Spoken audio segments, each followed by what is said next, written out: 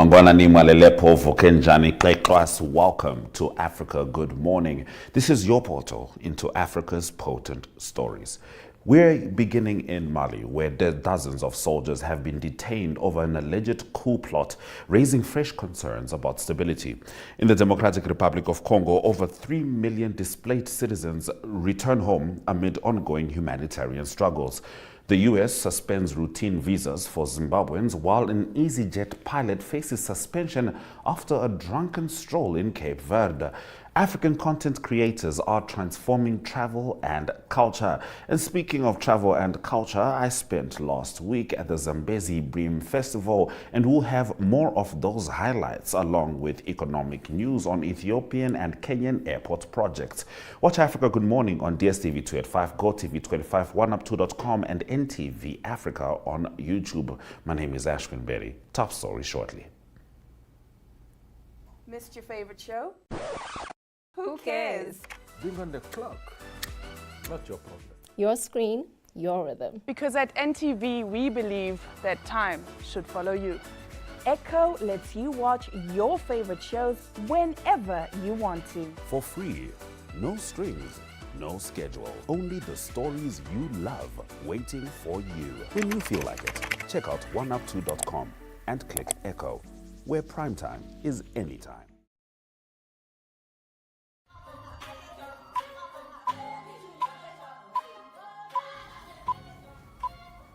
Let's get into the top stories on AGM. Malian authorities have detained between 20 and 50 soldiers accused of plotting to overthrow the ruling junta. The arrest carried out over several days targeted personnel allegedly intent on destabilizing institutions. AFP quoted a transitional council lawmaker saying all detainees were soldiers. Initial rumors claimed Generals Abbas Dembele and Nema Sagara were among them, but a source close to the Dembele family denied his arrest. Now, the government is also pursuing former Prime Minister Mausa Mara and Shogel Maiga. Mara has been in custody since 1 August, facing accusations of harming the state's reputation and embezzlement, while Maiga faces judicial sanctions. Led by General Assimi Goita, the junta seized power in coups in 2020 and 2021. Promised elections have been postponed until 2030. Despite Russian military support against jihadist attacks have worsened. In May, the junta dissolved all political parties, further tightening control. Mali has faced Islamist violence since 2012, and these arrests mark a deepening crackdown on political dissent amid growing frustration with the extended transition and deteriorating security, raising concerns about further instability in the West African nation.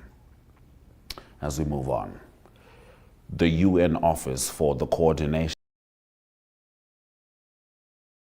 3 million displaced people in the Democratic Republic of Congo have returned home as of July. North Kivu saw over 2 million returnees, while South Kivu receiving more than 600,000. The total number of internally displaced persons has fallen from 6.9 million in 2024 to 5.9 million this year. Many returnees, however, face severe hardship. Earlier this year, authorities dismantled displacement camps in Goma and Nyiragongo, forcing some to leave. The humanitarian crisis persists, with outbreaks of cholera, measles, and mpox compounding the situation. Food insecurity affects more than 27 million people, and 4.5 million children suffer acute malnutrition. While the reduction in displacement offers rare hope, insecurity and poor living conditions overshadow progress. The DRC has faced decades of conflict with armed groups destabilizing eastern provinces. Aid agencies stress the need for sustained humanitarian assistance to prevent renewed displacement. The returns highlight resilience, but also the fragility of peace as communities struggle to rebuild lives under constant threat of violence and disease in the resource-rich but troubled nation. Moving on. The U.S. has suspended all routine visa services for Zimbabwean citizens effective last week, Friday. The State Department of the U.S. cited concerns with the government of Zimbabwe and called the move to suspend visas temporary. Diplomatic and official visas remain unaffected. The suspension comes under President Donald Trump's broader immigration enforcement drive targeting visa overstays and misuse. Zimbabwe, Malawi, and Zambia are among 36 nations told to improve travel documentation and address the status of their nationals in the U.S. In June, Washington expanded travel bans to citizens from 12 countries, including 7 African nations, and imposed new restrictions on 7 others, 3 of them African. Recently, Malawi and Zambia were required to pay visa bonds of up to $15,000 for tourist or business entry. Zimbabwe's inclusion in the suspension adds to strained U.S.-Africa travel relations under Trump's administration. Critics say the measures risk undermining people-to-people ties, while supporters argue they protect U.S. immigration integrity. The decision follows increasing tensions between Washington and Harare over governance and rights concerns, marking another setback in already troubled bilateral relations. No timeline has been given for resumption of normal visa services. An EasyJet captain has been suspended after allegedly walking naked through a 5-star Cape Verde resort following heavy drinking. The incident occurred early in August at the Melia Dunas Beach Resort and Spa. Now, guests reported seeing him in the reception, gym and spa without clothes. The pilot, who had arrived the previous day, was due to fly to Gatwick more than 36 hours later. Following complaints, EasyJet replaced him and launched an investigation. Witnesses said he smelled strongly of alcohol. The airline stressed its commitment to passenger and crew safety, noting the captain was immediately stood down under company procedures. EasyJet's ethics code requires staff to act with integrity toward customers, partners, and communities. The 4,318-kilometer return flight to Gatwick went ahead with a replacement pilot.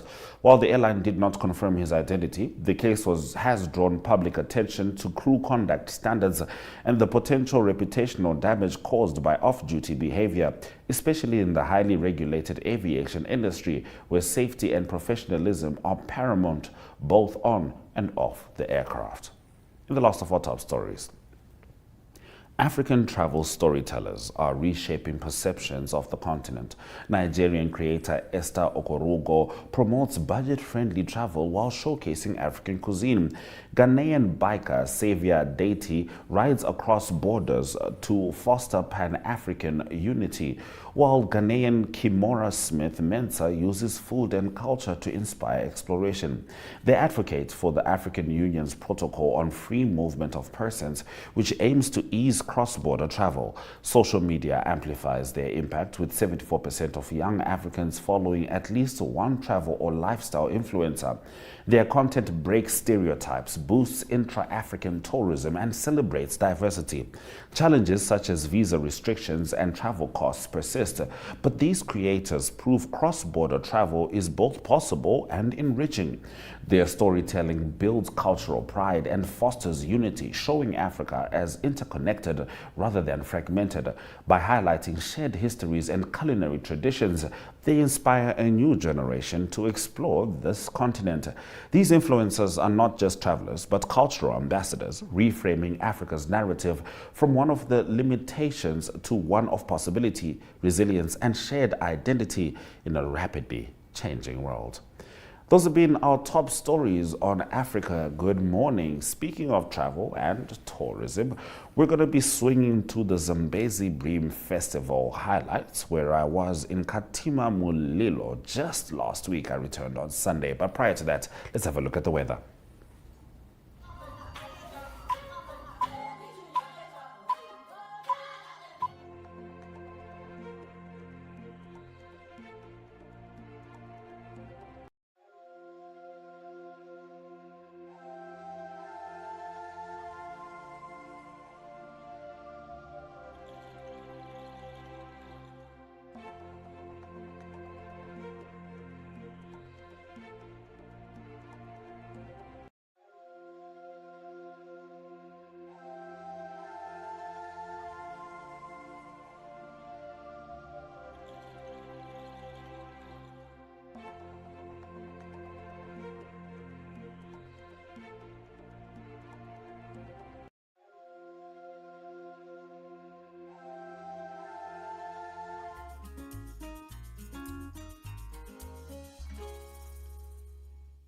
Mornings just got better, Namibia. From the latest headlines to the hottest trends, we're bringing you the conversations that matter.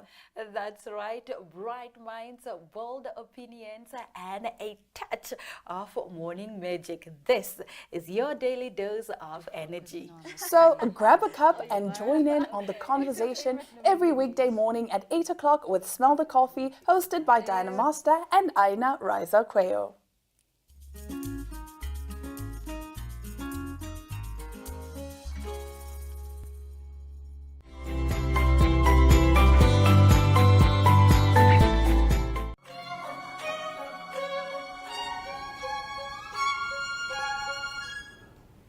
As I said, I spent last week at the Zambezi Bream Festival, and as much as I enjoyed the Bream and festivities, I also did make sure to stop by some official stands to see what they had to offer. I spoke to Sydney Simasiku, who is the Assistant Property Officer at Katima Mulilo Town Council, as he shared how the local authority is fostering community spirit and driving development at the festival as well.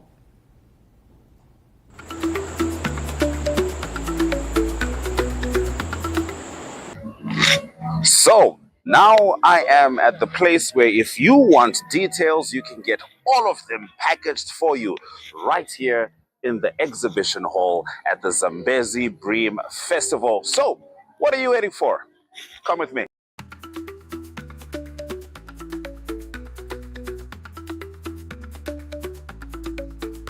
Hello, sir. How are you, sir? I'm all right. Yes. Okay, so Katima Mulilo Town Council. Yes. Right here at Zambezi Bream Festival. Do tell us a bit about what exactly you're doing here and your name, sir. Oh, yes. My name is Sydney Smasiku, Assistant Property Officer. So we do have different forms here. Here, representing the town planning. We have finance there. Okay. So you can pay your bills. Any information there you ask regarding finance. Okay. Then here for property, we do have evaluation role here in front of us. So if you do have any question regarding the valuation, if you want to know the value of your property, we can assist you on that. Wow. So here we do have the land applications. Yes, any information regarding the process, land delivering process, the building plan process, all that we can provide. Wow. So it's a one-stop for everything. So you Yes, can yes. come, be informed, and also make sure that you pay your bills and still enjoy the Zambezi Bream Festival. Yes. How have you been received so far? Have people been coming in asking questions? So far we are few people are coming. Yes, but we are going there. We are getting there. All right. Are you finding out that people don't know everything? For example, that they can find this information here. Yes. Many people they don't know. They don't have information. All right. What I have noticed so far, they don't have information regarding the process, the registration process. So now we are just providing the information. If you go to office, anybody, even a friend asking you, you can take the information for free, and then you explain to them nicely. All right. Yes. Fantastic. Thank you very much, sir. You're welcome, sir. All right. Yes. Enjoy. Yes.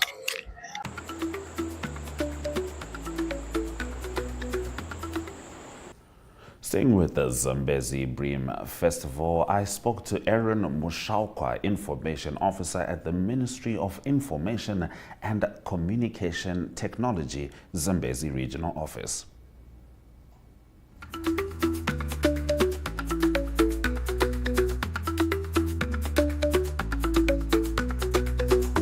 My name is Aaron Mushaukwa. All right. Information Officer. Okay, And wonderful. here with me is Ms. Mavis Mazila, Okay. our administrative officer. Wonderful. Yeah. You know, if there's one group of people I know is very happy to talk to us, is the Ministry of Information, Thank you very much. Communication Sure. and Technology. How have you been finding the Zambezi Bream Festival so far? Well, the festival has been treating us well. As you can see, our table is here. All right. Information is in the festival as well, trying to give information to the people. All right. You know, when you have information, you have power. When you have information, you have power. Sure. Let's talk about what is on the table. Okay, for the table, I'm going to give to my administrative officer to take you through. All right. On the table, we have the publications which are sold by the Ministry of Information. We have the Facebook, which goes for $20. We have the State of the Nation for the founder, president, which goes for $20. We have the speeches for the former presidents, which goes also for $50. And we have the Namibia reviews, which we are giving them away for free. Wonderful, wonderful. So you're keeping people informed, not just in the present, but of where we're coming from. Exactly. Wonderful. Now, Mr. Aaron, could we sit down and have a chat? Thank you very much. Come with me to the couch. All right. Sure.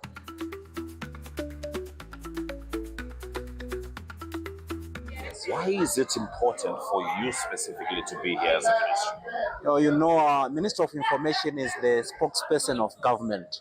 So everything which happens to government, it goes to Minister of Information to inform the public. All right. So when people come to us, we inform them not only about Minister of Information, but about all the programs, capital projects which happens in other ministries. That's why we have to be here, so that we introduce other people to other ministries. All right, so you're like the passageway, the gateway to the information that is needed for the public, especially when the communication is coming from the government. Exactly. So as MIC, you have to know what is happening in other ministries. Yes. So that when people come to you, you know where to refer them. If you don't offer such services, to say, oh, maybe it's a labor issue, you refer them to Ministry of Labor.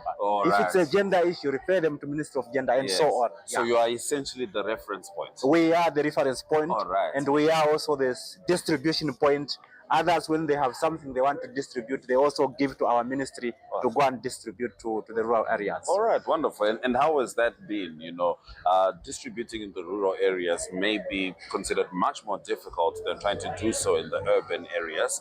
How is that for you with regards to making sure information reaches the people? Well, we normally have information sharing sessions, which we conduct with various communities all the time. So we engage other stakeholders. If they need any information they want us to share, be it pamphlets, books, and so on, charts, they give us to go and share.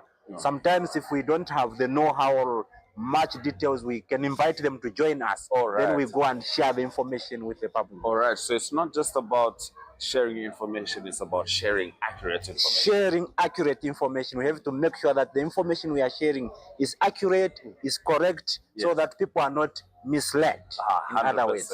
I can tell you for sure, I have not been misled by your stand right here at the Zambezi Bream Festival, and I certainly feel informed. Thank you, Mr. Thank you very much, Mr. Kerry.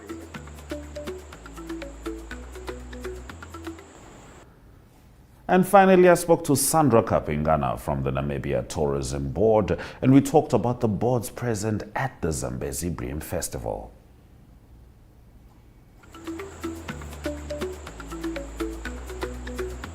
I am now at my favorite place in this entire festival, the Namibia Tourism Board exhibition. How are you? I'm good, Ashwin. How are you? I'm fantastic. Okay, May you please welcome, introduce yourself to our audience. Okay, my name is Sandra from the Namibia Tourism Board, from the marketing department. What does it mean to be here at this festival? Well, we're very excited to be here this year. We were here as well last year. This year, we're even more excited to be here. So, yeah. What kind of information are you giving people who are coming through? Well, as you know, the NTB is responsible for promoting Namibia as a tourism destination, top class there is. And we're also responsible for regulating the tourism industry. So what we're giving away, we've got booklets that we're giving away. And we've got exciting competitions also. People can win hampers. We've been giving away hampers. Yeah. All right, that's fantastic. And what kind of people do you normally get, coming to your exhibition? Is it just the young man who want to go for a weekend, old?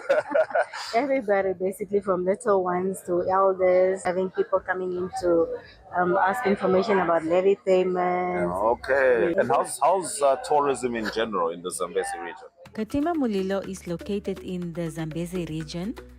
It offers a blend of cultural experiences, river adventures, wildlife viewing, birding.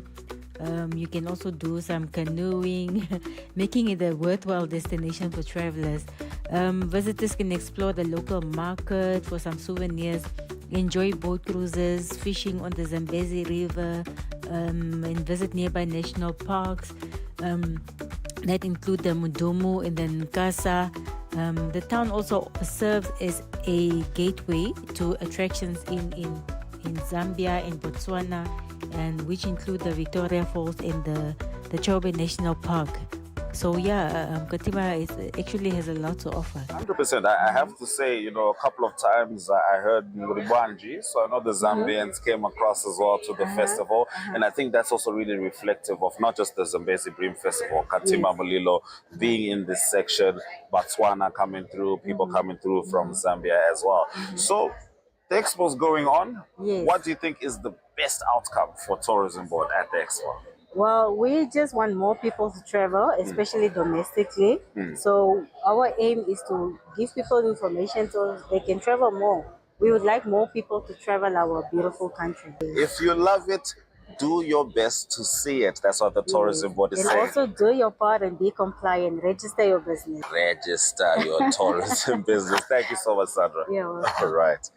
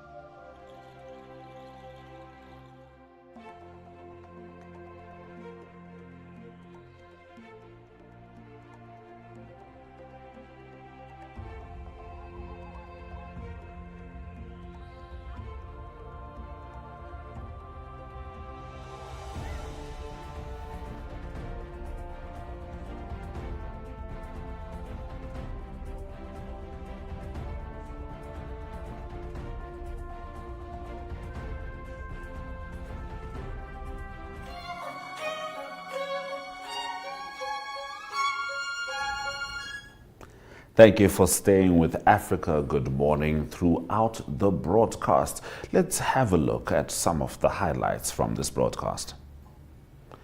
Dozens of Malian soldiers arrested over alleged coup plot. Over 3 million displaced Congolese return home. US suspends routine visa applications for Zimbabweans.